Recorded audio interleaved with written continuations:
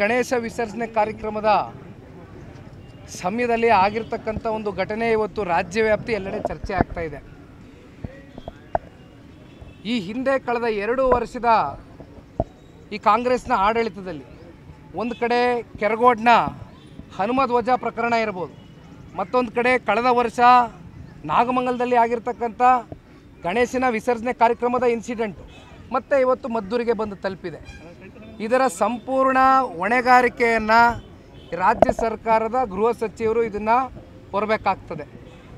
ಪೊಲೀಸ್ನವರು ಇವತ್ತು ಯಾವ ರೀತಿ ವರ್ತನೆ ಮಾಡಿದ್ದಾರೆ, ಅದರಲ್ಲೂ ಸ್ವಇಚ್ಛೆಯಿಂದ ಸ್ವಪ್ರೇರಣೆಯಿಂದ ನಮ್ಮ ಧರ್ಮದ ಧಾರ್ಮಿಕ ವಿಚಾರಕ್ಕೆ ಸಂಬಂಧಪಟ್ಟಂತೆ, ಆ ಭಗವಂತ ಗಣೇಶನ ವಿಚಾರಕ್ಕೆ ಸಂಬಂಧಪಟ್ಟಂತೆ ಅಪಮಾನ ಆದಂಥ ಸಂದರ್ಭದಲ್ಲಿ ಇವತ್ತು ಇಡೀ ತಾಲೂಕಿನ ಜನತೆ, ಸಾಕಷ್ಟು ಮಂಡ್ಯ ಜಿಲ್ಲೆಯಿಂದನೂ ಕೂಡ ಜಿಲ್ಲಾದ್ಯಂತ ಭಾಳ ಜನ ಸ್ವಇಚ್ಛೆಯಿಂದ ಸ್ವಪ್ರೇರಣೆಯಿಂದ ಬಂದು ಭಾಗಿಯಾಗಿದ್ದಾರೆ ಈ ಒಂದು ಆಕ್ರೋಶ ಭರಿತವಾದಂಥ ಈ ಒಂದು ಹೋರಾಟದಲ್ಲಿ.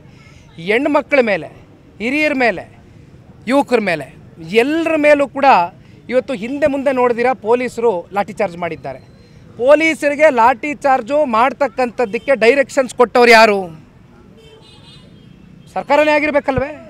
ಗೃಹ ಸಚಿವರಿಗೂ ಗೊತ್ತಿಲ್ದಿರಾ, ಇಲ್ಲಿರ್ತಕ್ಕಂಥ ಜಿಲ್ಲೆ ಉಸ್ತುವಾರಿ ಮಂತ್ರಿಗಳಿಗೆ ಈ ವಿಷಯದ ಬಗ್ಗೆ ಚರ್ಚೆ ಇಲ್ದಿರಾ ಇವೆಲ್ಲ ಆಗ್ಬಿಡ್ತದ? ಇವರ ಒಂದು ನಡವಳಿಕೆಗಳು ಈ ರಾಜ್ಯದ ಜನತೆ ಗಮನಿಸ್ತಾ ಇದ್ದಾರೆ. ನಾವೇನು ಪೊಲೀಸರನ್ನ, ಜನರನ್ನ ರಕ್ಷಣೆ ಮಾಡ್ತಕ್ಕಂಥವ್ರು ಪೊಲೀಸರು ಅಂತ ನಾವು ನಂಬ್ಕೊಂಡಿದ್ದೇವೆ. ಆದರೆ ವಿಪರ್ಯಾಸ ಇವತ್ತು ಪೊಲೀಸ್ ಪರಿಸ್ಥಿತಿ ಎಲ್ಲಿಗೆ ಬಂದು ನಿಂತಿದೆ ಅಂದರೆ, ಪೊಲೀಸರ ಮೇಲೆ ಕಲ್ತೂರಾಟ ಆಗ್ತದೆ. ಬೇರೆ ಪ್ರಕರಣ ನಾನು ಹೇಳ್ತಾ ಇರೋದು, ಈ ಪ್ರಕರಣ ಅಲ್ಲ. ಕಲ್ತೂರಾಟ ಆಗ್ತದೆ. ಪೊಲೀಸ್ ಸ್ಟೇಷನ್ಗೆ ಬಂದು ಬೆಂಕಿ ಹಚ್ತಾರೆ, ಆದರೆ ಅವ್ರ ಮೇಲೆ ಆ್ಯಕ್ಷನ್ ತಗೊಳ್ಳೋದಿಲ್ಲ. ಯಾಕೆ ಹೇಳಿ? ಪಾಪ ಒಂದು ಧರ್ಮದ ಓಲೈಕೆ, ಒಂದು ವೋಟ್ ಬ್ಯಾಂಕನ್ನು ಬಿಗಿಪಡಿಸ್ಕೋಬೇಕಲ್ಲ ಕಾಂಗ್ರೆಸ್ಸು. ಬಟ್ ಈ ವಿಚಾರಕ್ಕೆ ಸಂಬಂಧಪಟ್ಟಂತೆ ಇವತ್ತು ನಾವೆಲ್ಲರೂ ಕೂಡ ಪಕ್ಷಾತೀತವಾಗಿ ಇಲ್ಲಿ ಬಂದು ನಿಂತಿದ್ದೇವೆ. ಇಲ್ಲಿ ಯಾವುದು ನಾವು ಪಕ್ಷದ ಫ್ಲ್ಯಾಗ್ಗಳಾಗಲಿ ಶಾಲ್ಗಳಾಗಲಿ ಧರಿಸಿ ಈ ಒಂದು ಪ್ರತಿಭಟನೆ ಹೋರಾಟದಲ್ಲಿ ಪಾಲ್ಗೊಂಡಿರ್ತಕ್ಕಂಥದ್ದಲ್ಲ.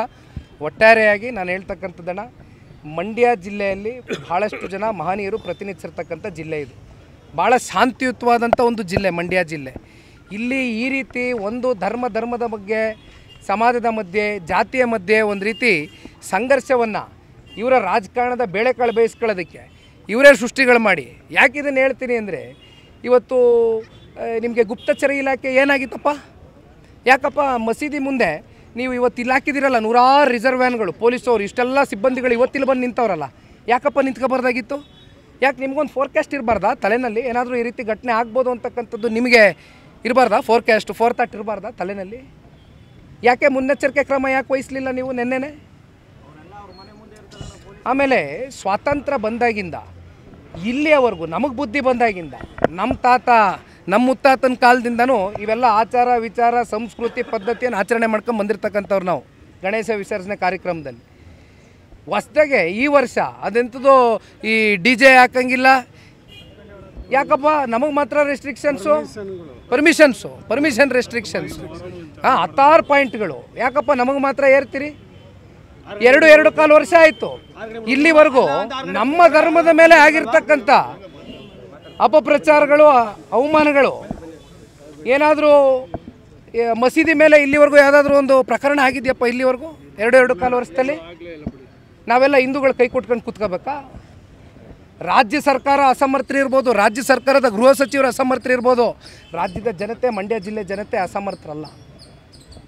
ನಮ್ಮ ಸ್ವಾಭಿಮಾನಕ್ಕೆ ಧಕ್ಕೆ ಆದಂಥ ಸಂದರ್ಭದಲ್ಲಿ, ನಮ್ಮ ಧಾರ್ಮಿಕ ಭಾವನೆಗಳಿಗೆ ನೋವುಂಟಾದ ಸಂದರ್ಭದಲ್ಲಿ ನಾವೆಲ್ಲರೂ ಕೂಡ ಇವತ್ತು ಪಕ್ಷಾತೀತವಾಗಿ ಮುಂದಿನ ದಿನಗಳಲ್ಲಿ ಸರ್ಕಾರ ಈಗೇನು 21 ಜನವೋ 25 ಜನವೋ ಅದೆಂಥದೋ ನಾವು ಬಂಧನ ಮಾಡ್ಕೊಂಡಿದ್ದೇವೆ.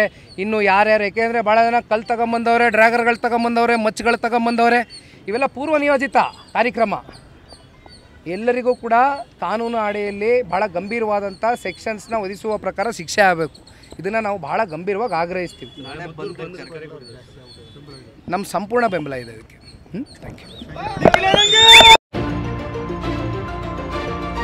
DDU ನ್ಯೂಸ್, ಇದು ಜನಸಾಮಾನ್ಯರ ಧ್ವನಿ.